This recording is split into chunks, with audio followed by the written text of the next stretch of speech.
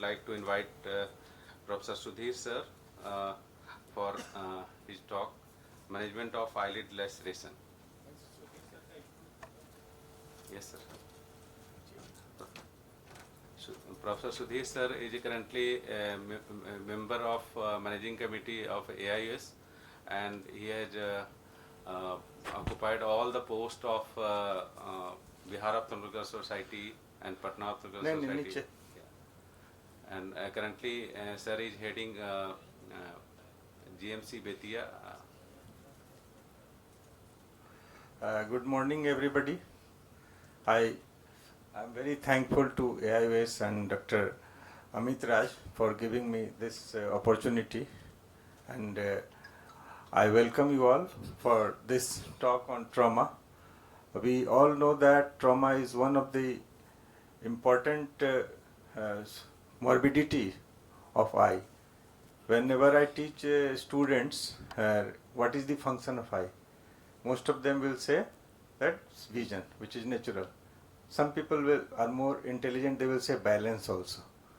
But hardly anybody think that aesthetic region is also there. Aesthetic, if you have a poor lid construction or poor face construction, there is a gross abnormality in the face that can also very discouraging for the patient, and he may go into low esteem. This is why injury to face as a whole is put under grievous hurt. So it has a medico-legal aspect also. It's not only academic thing that we know that this is an injury to the eye. What are the reasons why we should give more importance to the eye? Number one, it protects the eyeball itself. And whenever there is injury to the eyeball, if you see injury to lid, you must think that this may be harboring injury to the globe also. So this should be taken in a full perspective. So with any eyelid injury, this should be in the larger perspective, not in isolation. So whenever you think that there is associated or suspected structural damage, it must be explored to assess the overall injury. And all facial injuries bear cosmetic and medico-legal implications. So photographic as well as figures should be made on the BHT or record itself. And radiological help must be taken to rule out foreign body and associated fracture. इसमें patient का आपका identification mark plus signature वो सब भी आपको रखना चाहिए.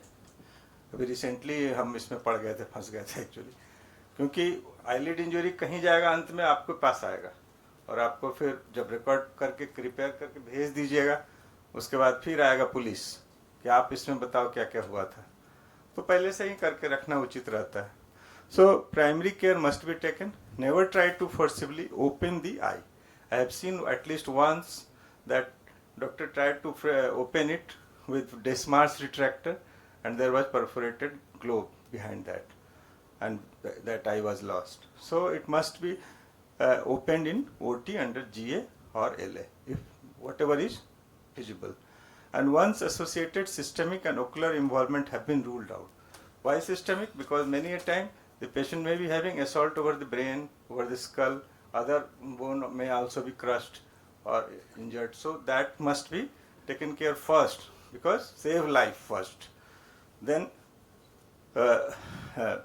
you can take it when the patient is stable. You can take it on elective basis within 24 hours, and another 12 to 24 hours can be taken until initial edema subsides. And dirty wounds can be taken after cleaning and disinfection. Dirty wounds means what is a dog bite, eyelid laceration. हमारे तरफ beer bite, भालू का injury भी बहुत common है. तो वहाँ पर basically they are potential cases of rabies also. Classically dog bite and mammalian bite, usually we don't stitch, because it has been said that this should not be done, because it may accentuate the rabies incidence. So you must give vaccine. You must pay proper attention to this cleaning and disinfection as well as vaccination status, including tetanus. When we should refer those cases, this should be done only after giving primary care. So clean and debride the wound. Primary stay suture दे देना चाहिए. Even if you cannot do good surgery, at least that should be made accessible to the secondary surgeon. And antiseptic dressing and vaccination should be done, and preventive antibiotics should be started, and drying of the wound margin should be avoided. And when more skill is needed, like a flap rotation or cutler beard, etc., then you must refer those cases if you don't have that skill. And let us now discuss about eyelid margin repair. Success of eyelid repair depends on proper placement and satisfactory suture tension.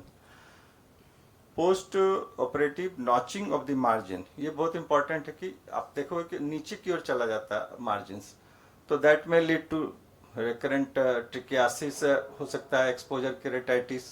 So this should be done nicely. And if the edges we will come in the few slides, the coming slides.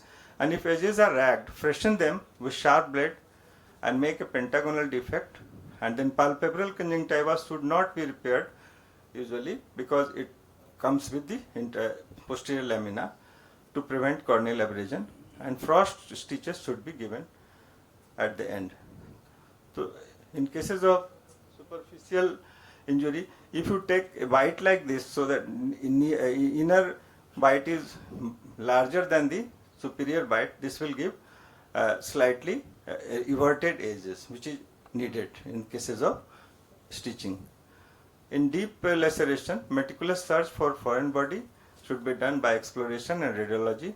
Exploration and evaluation for levator and orbital septum injury should be seen. A lacerated aponeurosis or muscle should be isolated and carefully repaired. Still there may be secondary ptosis.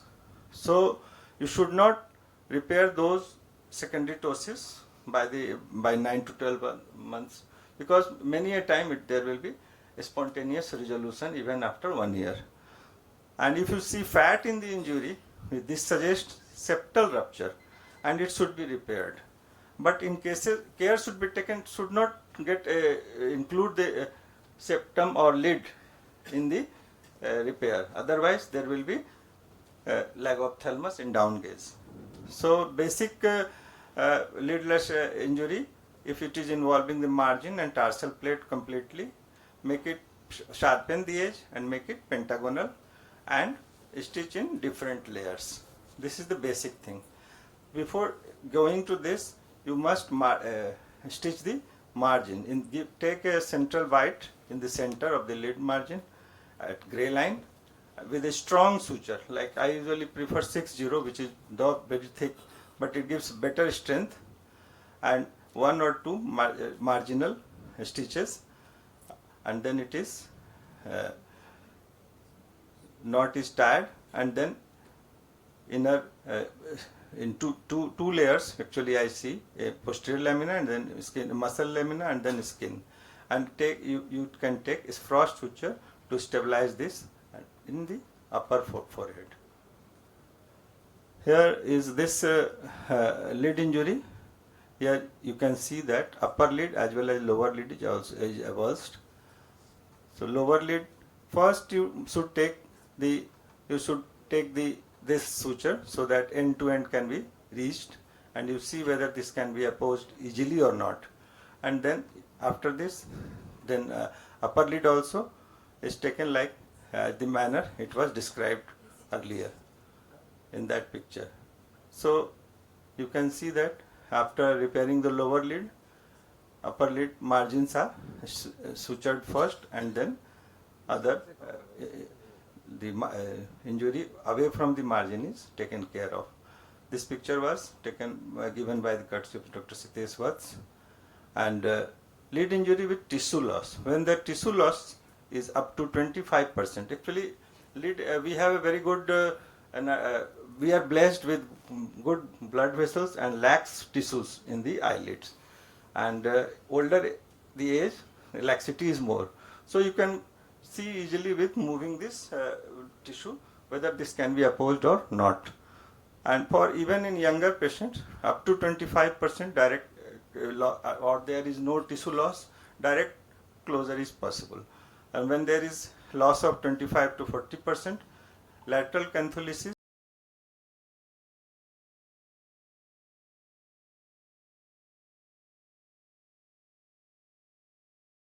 percent, better, bigger procedures like cutler beard, mustardy, or even uh, uh, graft can be taken. What is cantholysis?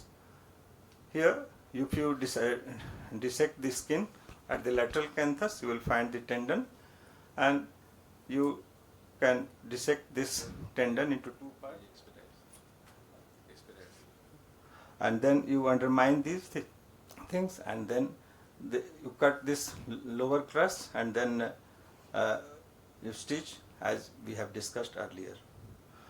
Tangel flap, and if you have less more defect, you can make a curved skin and skin dissection and undermine this area, and then it can, after adding this with cantholysis, you can rotate this flap to here and stitch it as given in the picture.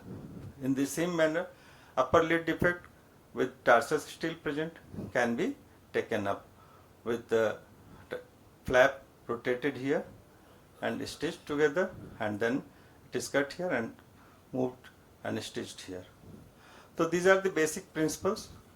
Similarly, for upper lid also tangel can be done, cutler beard can be done, and these are the basic principles which we can follow up. And if you have canalicular injury, you expose that external canaliculi and then push either mini monaca or 24 gauge IV cannula, whichever is available. Even if nylon 70 thick millimeter or 20 monofilament nylon stitch can be pushed into the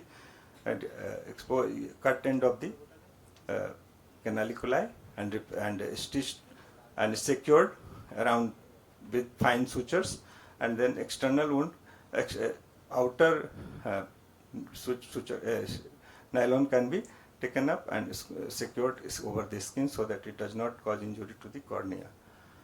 With this, I say thank you. Thank you, sir, for detailed description of eyelid injury and principle of repair.